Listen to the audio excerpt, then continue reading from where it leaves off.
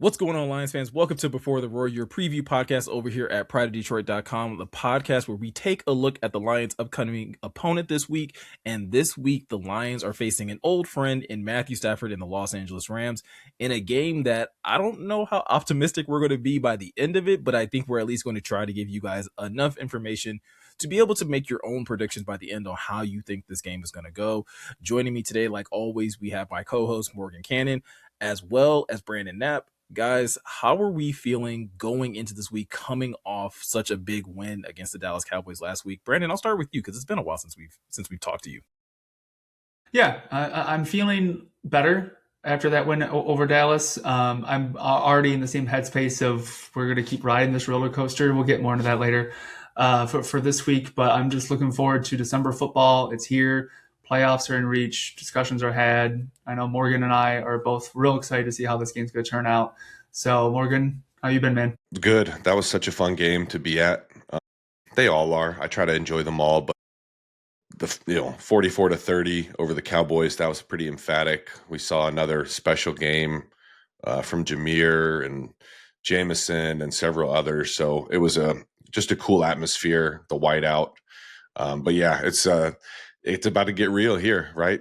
I look at it. I know you guys did it. You guys did a really good job of breaking it down on the main podcast, but you're just looking to go 3-1, hopefully, over these next four. And it starts with the Rams, but yeah, make no mistake about it. They are kind of the class of the NFC right now, right, Meko? Yeah, I think they're technically behind the Seahawks when we talk about like actual record and things of that nature. But I mean, the Rams bounced back in a really big way this past week, winning 45-17 over the Cardinals. And this is after having a pretty bad loss to the Panthers the week before. So for them, I think they are very much have their eyes on the number one seed. Obviously, being able to stay home and play all of their playoff games if they're able to win their first matchup would be ideal for them. When you guys look at the NFC, like, is it kind of definitive for you that like, hey, it's the Rams and everybody else, or do you think there is room to basically kind of put the Seahawks near the top? Morgan, I'll kind of start with you. I'm going to be a jerk and say it's the Rams by themselves right now, just because of who plays quarterback for the different teams. Yeah. No shot. Listen, man, the Seahawks have a really awesome roster. They've done a really good job. But at the end of the day, like this is a Lions podcast, so we saw what Sam Darnold amounted to by the end of 2024, right? 31-9. Then they went and got ran by whoever it was. I can't remember. And was it the Rams in the playoffs? Yeah. So there you go. So I just don't really put the Seahawks are good. Not saying that it wouldn't be a tough game for the Lions if they were to play them, but I just don't put them in the same class as the Rams because of who's playing quarterback, to make it really simple. But what do you think, Brandon? Yeah, I'm in the same boat. It's just the Rams overall are just a more complete team. Stafford, he's arguably an MVP candidate right now. Sam Darnold's playing fine in Seattle. He's got Jackson Smith and Jigba over there doing well, but it's just LA. LA is playing as good as they have since they won the Super Bowl back in 2021. So I don't see anybody else kind of reaching them at this point. Yeah, I kind of agree with your point where you're just like the Rams just seem like a better team from top to bottom. And not saying that the Seahawks don't have a good roster, but like when I think of that Rams roster, it's a number of guys that are just like some of the top players at their position. You have two very great wide receivers. I think Blake Corum has really been coming on as a backup running back to Kyron Williams. You guys, obviously, we are all very familiar with Matthew Stafford can do at quarterback. And I think one of the biggest adjustments, and we'll talk about this obviously in more detail as we kind of get into the podcast, but I think their offensive line has been playing so much better than they did a season ago, which is kind of like the difference in their performance. And then last year, Morgan, I remember when we were doing like, all 22 film breakdowns, like this Rams defense is young and talented, especially when you start talking about that front four. So there's a lot of things that I think is definitely sets them apart from everyone else in the NFC. And I think that's one of the things why this matchup is both so pivotal, but also can seem a little one-sided for a lot of Lions fans when you talk about Detroit playing them this week. Is just, it's not that it's a terrible matchup necessarily on paper. It's just there does seem to be a disparity in talent in certain places, as well as I think, like we talk about injuries here in a second, there's a big difference in the injury report between these two teams. The Rams basically only have 4 guys on their injury report, none of which I think are injuries that Brandon I would expect any of these Rams players to possibly miss, right? Yeah, I mean, Tutu Atwell is coming off IR. He was practicing fully last week, so to see him as a do not practice is kind of surprising. But I mean, he's wide receiver, what, 3, 4? He can Mm-hmm. afford to be out. They've been without him for a while. Everybody else on that roster, yeah, I don't expect any of them to kind of miss that game. Yeah. And then Morgan, when you kind of look over at things at the Lion side, the list is getting shorter, which is nice, but I think obviously the big name on the list, and this is a player that's just not even just lost for this game, but is lost for the entirety of the season. Brian Branch, Achilles injury.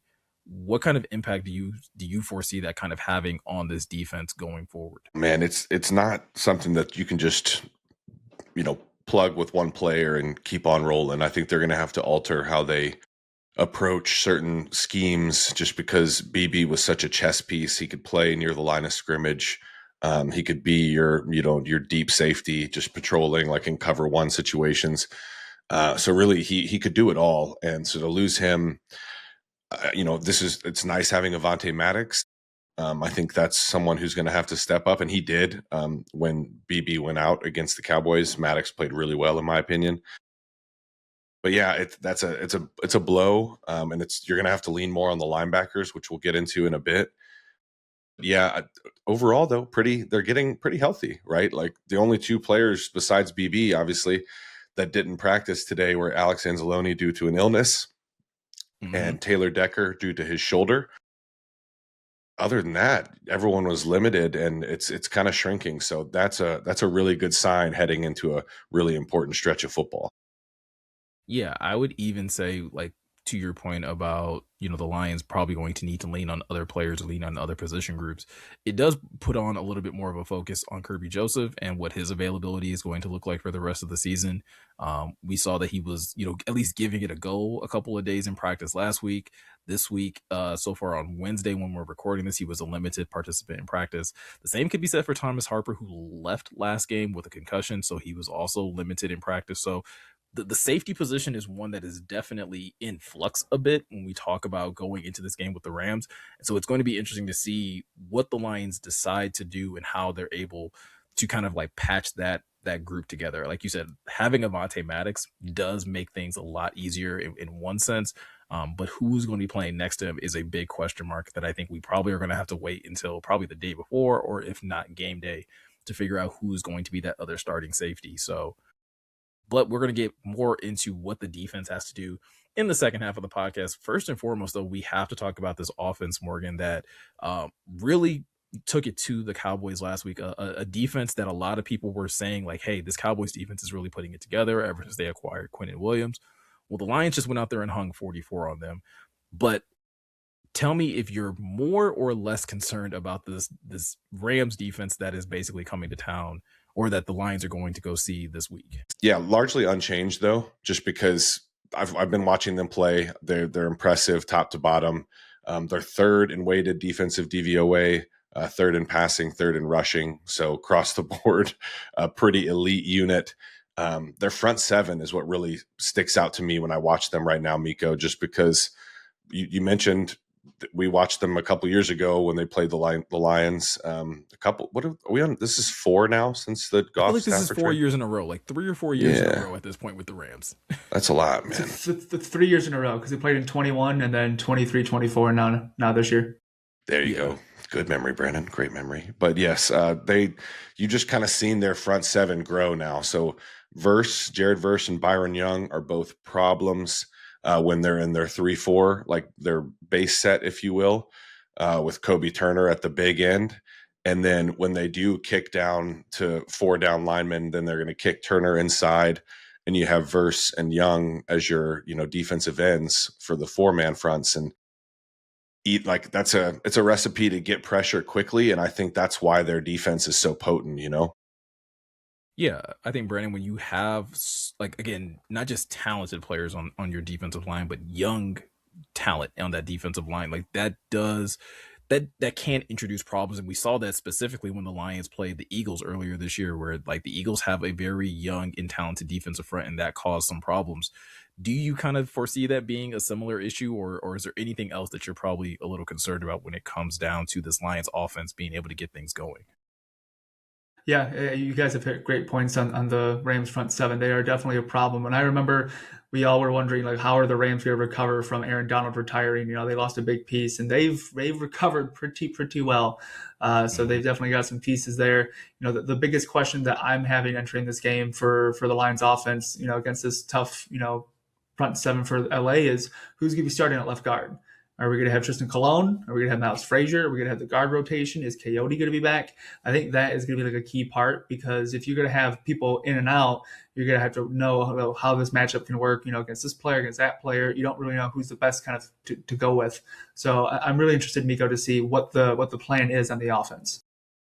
Yeah, and I think Morgan, the early talks is that Miles Frazier is likely to get the start this week against the Rams, and it may end up still being a bit of a rotation, but it does at least appear that Miles Frazier did just enough in this last game against the Cowboys to at least get some confidence from the coaching staff of like, hey, we want to give him some more opportunities, and maybe another full week of practice will be just that thing to kind of help him limit this Rams defensive line that is so good at creating pressure.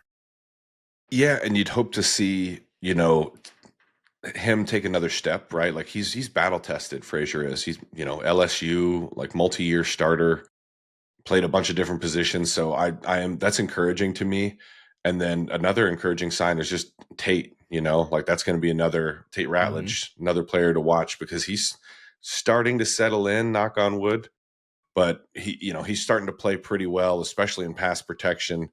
And that would be ideal if the Lions can hold up and allow Jared to get the ball to some of these playmakers that the Lions have. Then you're going to have a nice chance to be able to move the ball against what is a really stout defense, man. We keep talking about the front seven, but top to bottom, it's really strong. And Byron Young right now, this is something that stood out to me. 11 of his 42 pressures have turned into sacks this season. So fourth highest pressure to sack conversion rate among defenders. So that's pretty impressive to me. That shows he's getting those buckets when he's getting home.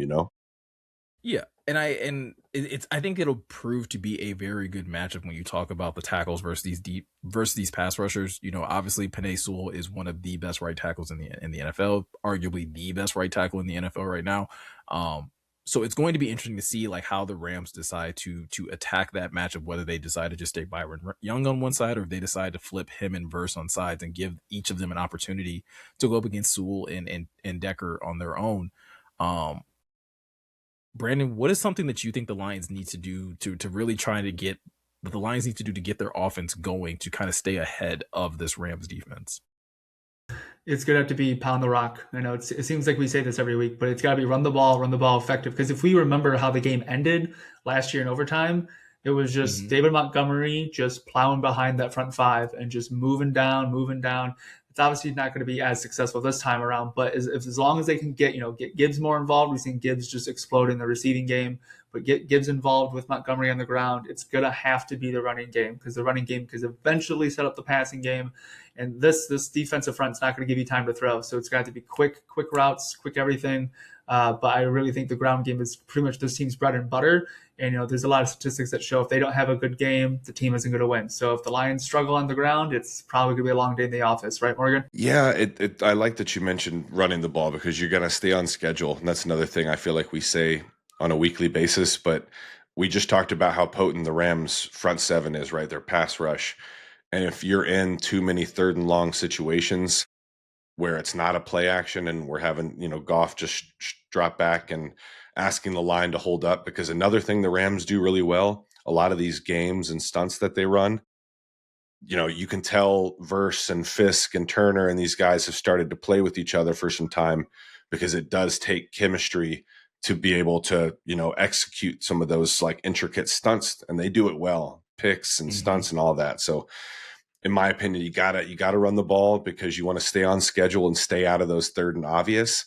And then if you stay out of those third and obvious, then you can get into your play action and hopefully, get someone out of position because you're going to need some big plays in order to keep pace with this offense. Don't you think, Miko? Yeah, and when I hear you talk about this Rams defense using so many different stunts and different types of just, crazy things with their defensive line, like I immediately think about the two young guys that you have on your interior of your offensive line with Miles Frazier and Tate Ratledge and potentially Tristan Colon. Like if they do decide to do this offensive line rotation, that's putting so much more stress on your offensive line to make sure that their communication is key. And that's something that the Lions offensive line has struggled with mightily is when they're trying to pass off things or when they're trying to keep an eye on who their blocking assignment is. To both of your point, if you're able to establish the run game though, and you're allowing your offensive linemen to just move forward and not have to worry about, trying to pass that and trying to figure out who they have to account for, it does and it should make things a lot easier. And I think it would definitely start to open up things in the passing game where you can get into your play action and you can start to pick apart a secondary that, like, I get that they have a very good DVOA number in terms of pass defense, but I don't necessarily believe that the Rams have like these, Pat Surtain level shutdown corners out there that if you're able to allow Amon-Ra St. Brown and Jamison Williams to again get into their routes and be able to create havoc in the passing game, like you can find some success in the passing game, but I think you're going to have to soften up this Rams defense in the run game first. Yeah, I agree. And a good way to kind of open that passing game too, as we saw against Dallas, is definitely use Jahmyr Gibbs and not even just use him as like a straight up receiver. You can just use him as a decoy. That touchdown pass to Isaac TeSlaa, the fact that he had TeSlaa going over to the left side, Jahmyr was in the flat. The linebacker had to decide between do I want to drop back further or no, I got to respect Jahmyr Gibbs. And he went forward and that left TeSlaa wide open for that touchdown. So situations like that, they can use him just as a decoy just to get somebody else the ball. One thing I do want to ask. Oh, go ahead, Morgan. No, go ahead, dude. I was going to ask because in talking about using Jahmyr Gibbs more, it kind of makes me, it's a weird correlation, but I do start to think about the tight end position. And we know that the Lions have been missing Sam Laporta and they obviously have been missing Brock Wright as well. But the Lions today also waived two tight ends that they recently acquired. And so that does to me kind of raise up a question mark in terms of, does this signal to you more Jahmyr Gibbs usage or that they're just going to find more creative ways of getting extra blockers on the field, maybe for David Montgomery or again, just finding other ways of utilizing an extra offensive lineman? I'd be cool with it, them going more jumbo, more Dan Skipper, to be honest with you, just because that'd be a way you could control the pace of the game and reset that line of scrimmage against a really stout Rams defense like we talked about for like 10 minutes ago, so and then another thing I think hopefully is Shane Zylstra hopefully can go, because that'd be helpful, man. He's been around the organization for a while now, knows the schemes, knows where he needs to be, so that would be helpful because there's a lot to this Lions offense, and I swear we're getting at least a couple pre-snap penalties per week on the tight ends lately just because their heads are probably spinning. Well, I mean, we even had a couple on Dan Skipper last week as well, and it's, again, you're asking everyone to do a little bit more, but it going back to what we were talking about earlier, like I think if you can kind of, and I say this in quotes, like simplify the offense in terms of like, hey, we're just going to try and pound the rock and allow that to, again, be the key that opens up the rest of this offense, and just see if you can move some bodies out of the way, see if you can get some tough yardage and really kind of grind this game out so that it's moving at your pace, because as we're going to talk about after the break, this Rams offense can go, and they can go in a lot of different ways.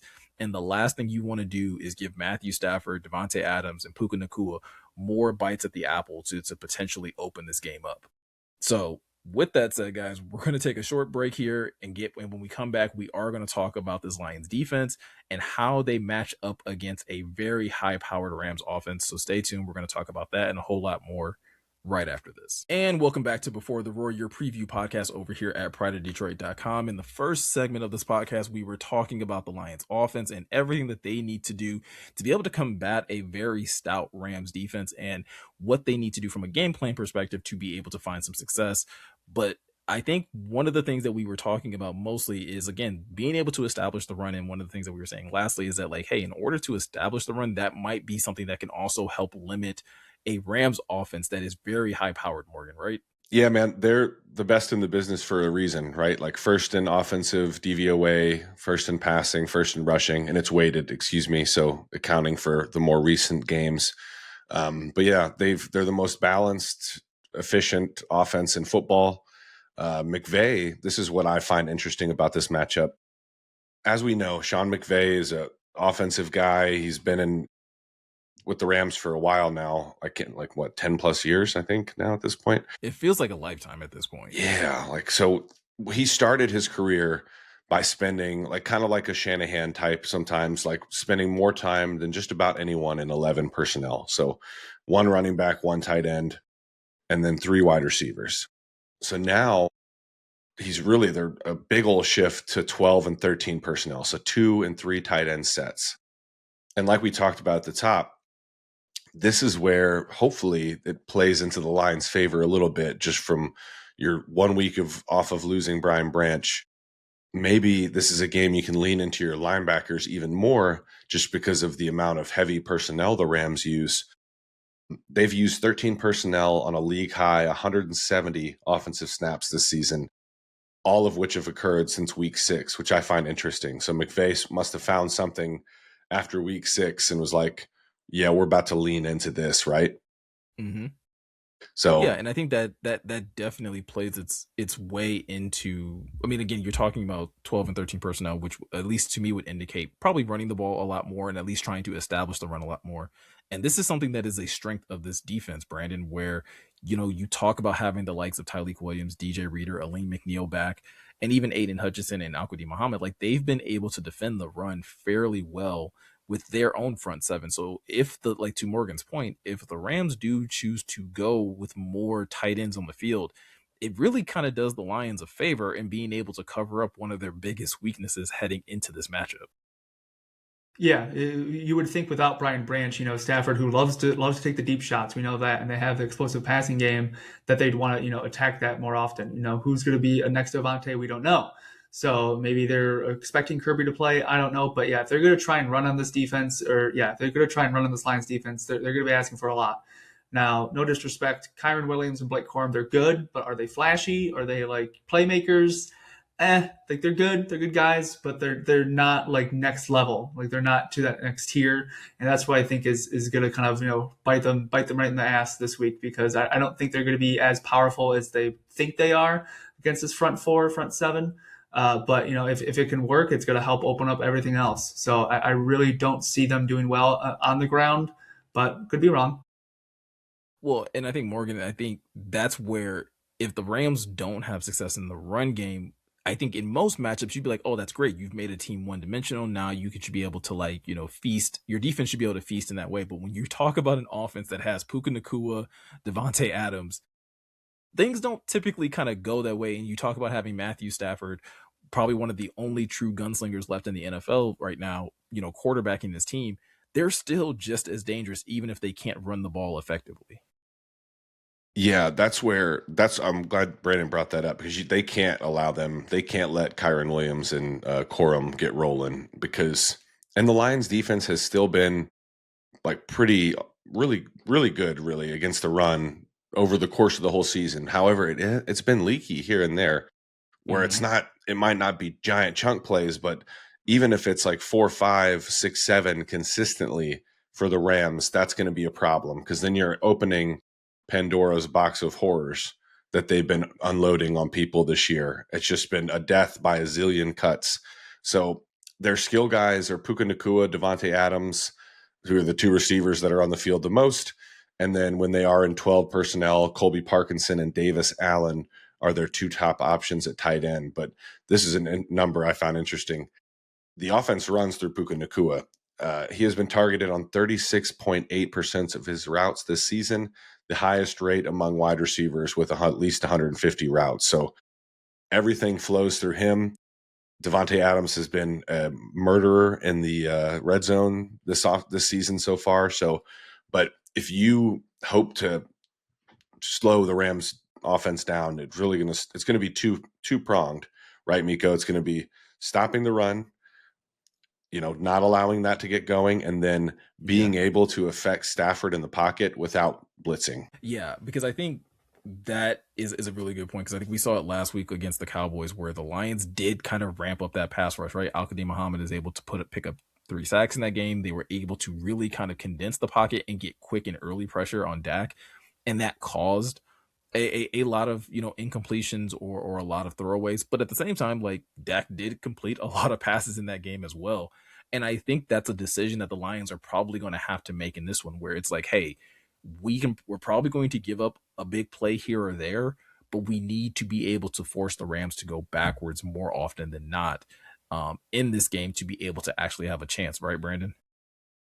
Yeah, I mean, if you look at Stafford's numbers, how many times he's been sacked this year? He's been sacked, tied for the least with Bo Nix at 17.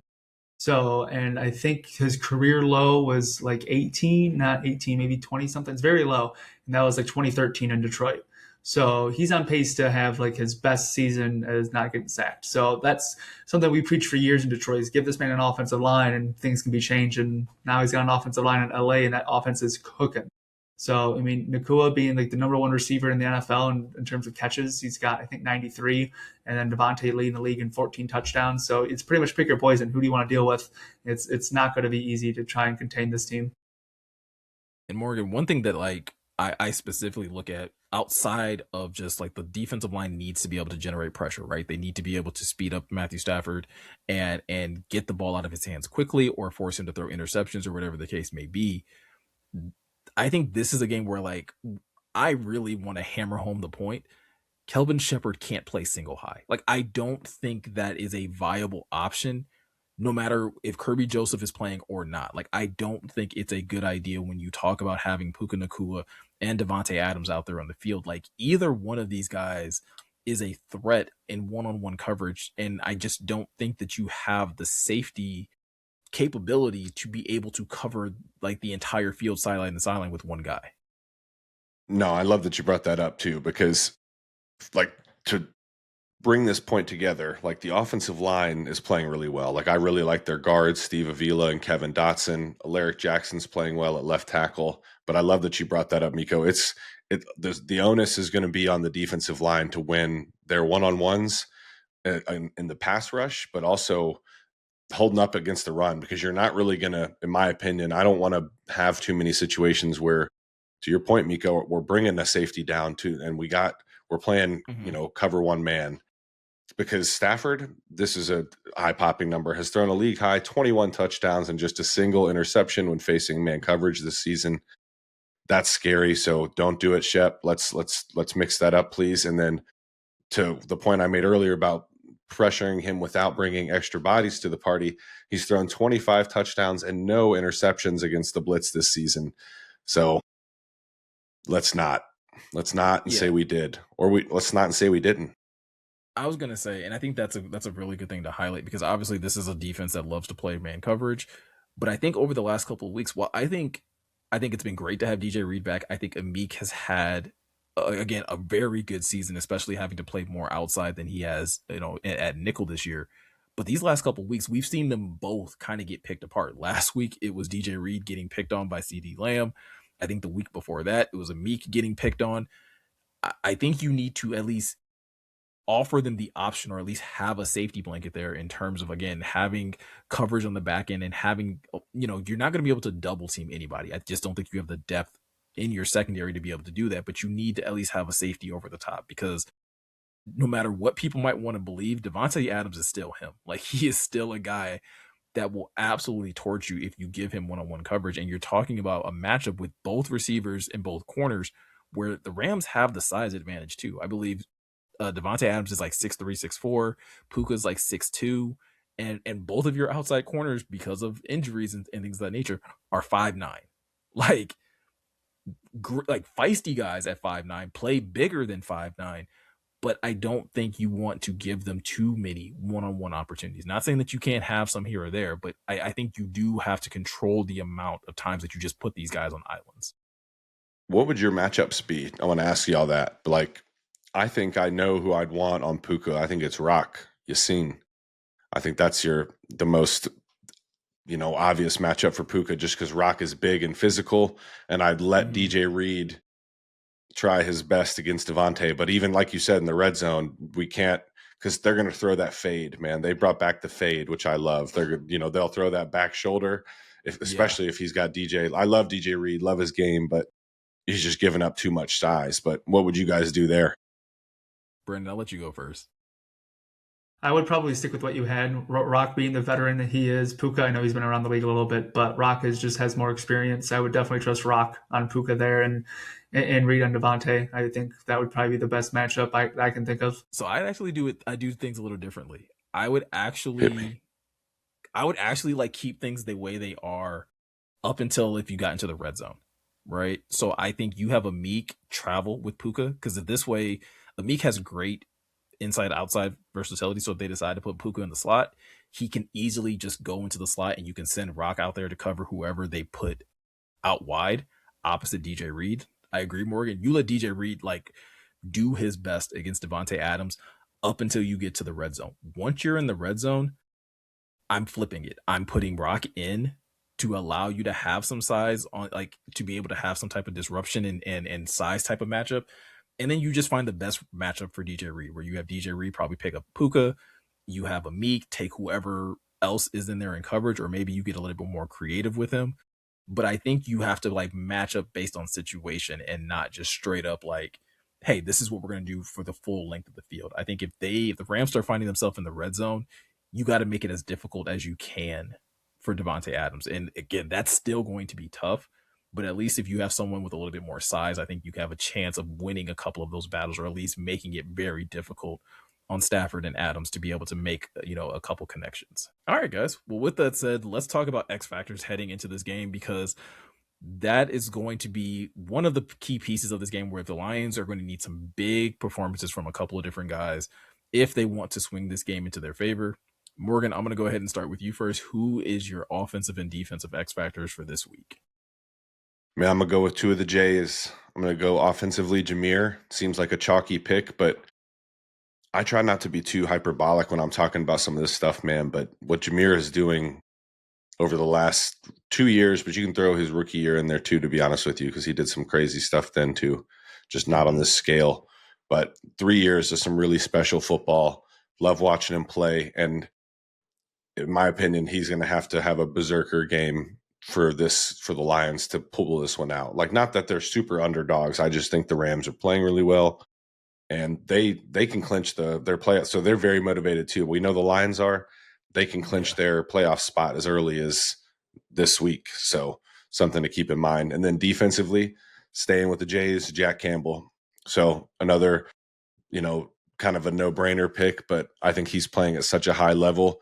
And with the way the Rams play, with all the tight ends and all the movement and stress that McVay puts on linebackers with all the eye candy and everything, I think Jack's going to have to play at Super Saiyan mode as well for this one for the Lions to come out of LA with a win. So the Jays for me, but what about you, Brandon? Who you going with? I do like the Jameer pick. I was contemplating him, but while I think he will be a focal point in the offense, I'm going to go with his counterpart, David Montgomery.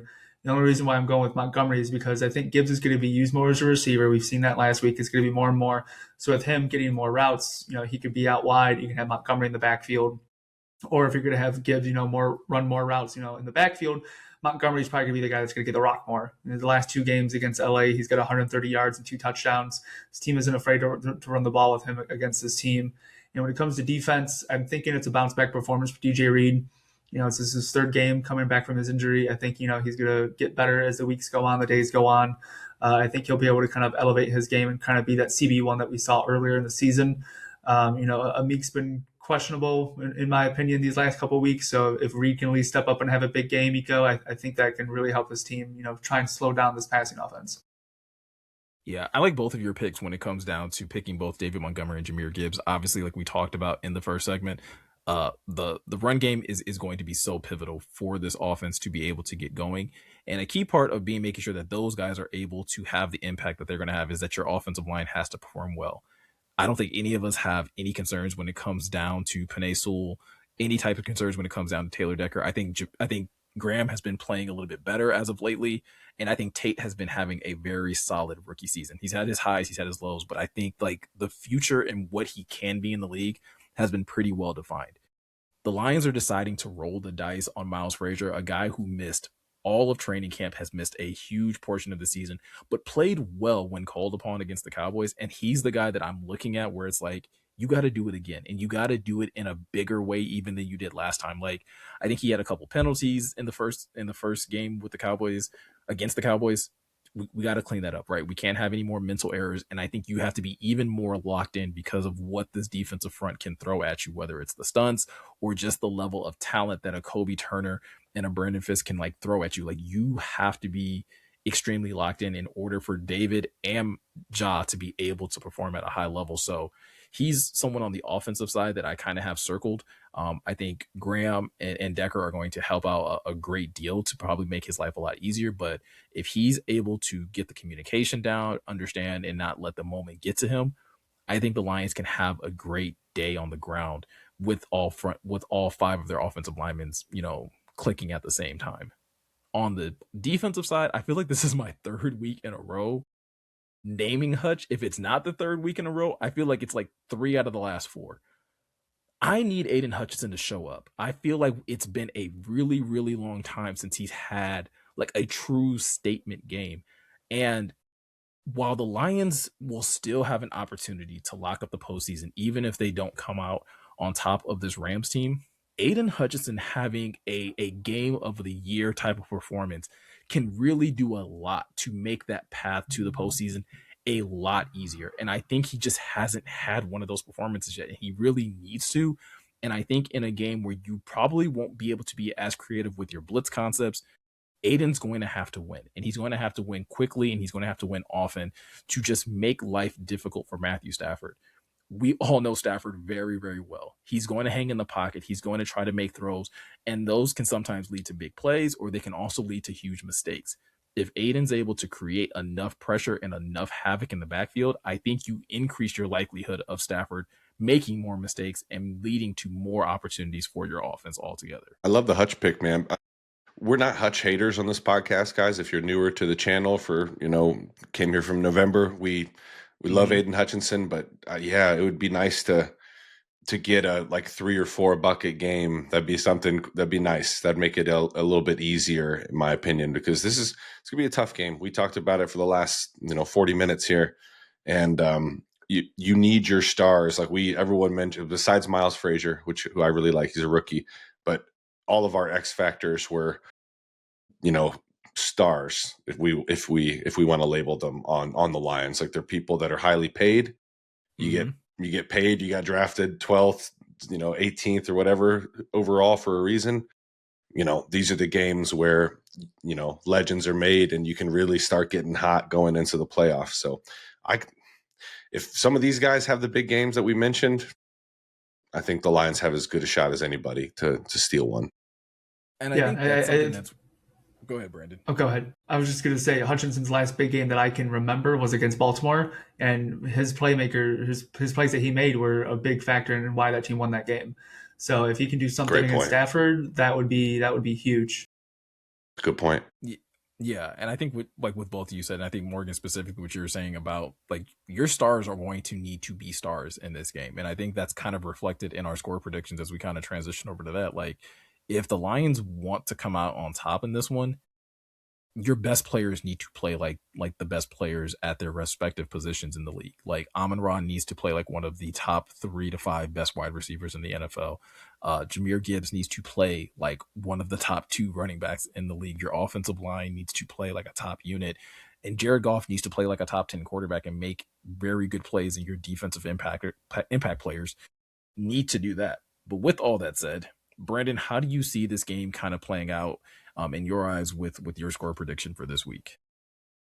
I'm not sure if it's going to be a shootout just because it's the Rams, defense is really good. I see it being high scoring. I just don't know if we're going to go tit for tat or if it's going to be a big chunk of scoring by one team and then the other team slowly starts to inch back. But I have the Rams winning 38-31. I just think they're just too powerful. That offense is just too tough.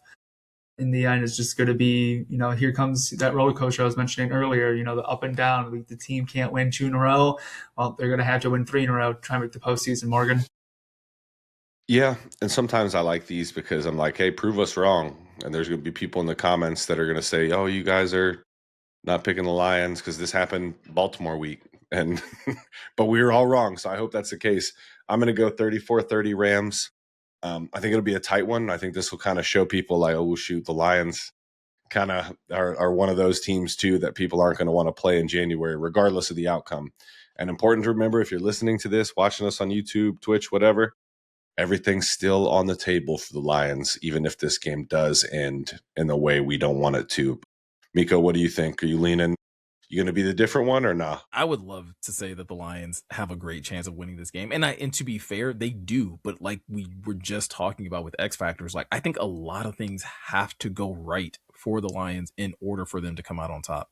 And like you said, Morgan, I would love to be wrong. I would love for the Lions to shock us all and put out a great performance against the Rams. I do think this is going to be a close game because I think on paper they do match up well. And I think the Lions know how to, make things difficult for the Rams offense. And I think they know how to take advantage of the Rams defense in certain scenarios. With that said, though, the Rams are the best team in the NFC for a reason. We talked about it at the top of this podcast. And for that reason alone, and just how well they've been playing all season, I got the Rams winning this one 31-27. And it does. It's going to put the Lions in a really tough situation in terms of the rest of the season. But if you ask Dan Campbell, like he's not going to bat an eye if this game doesn't go the way that they think it is. It's going to be the same mentality of we have to just continue to play better and be better down the stretch. So that's pretty much how I kind of see this one playing out, guys. That's how we all have our score predictions. You've heard our X factors. You've heard everything that we've had to say about the offense and defensive side of the Lions team as well as the Rams. With all that said, if you are looking for any more additional Lions content, you can find that over at prideofdetroit.com. We have new articles and updates going on over there all the time. And like always, if you want to stay locked into any of the video content that we have over here on the YouTube channel, all you have to do is hit that subscribe button, hit that notification bell. That stuff helps out the channel a ton, but it also makes it that much easier for you to find our video content whenever you're looking for new updates on the Lions in video format. So with all that said, I'm Meko, he's Morgan, he's Brandon. Thank you guys for taking the time to watch and listen, and we'll see you guys in the next one.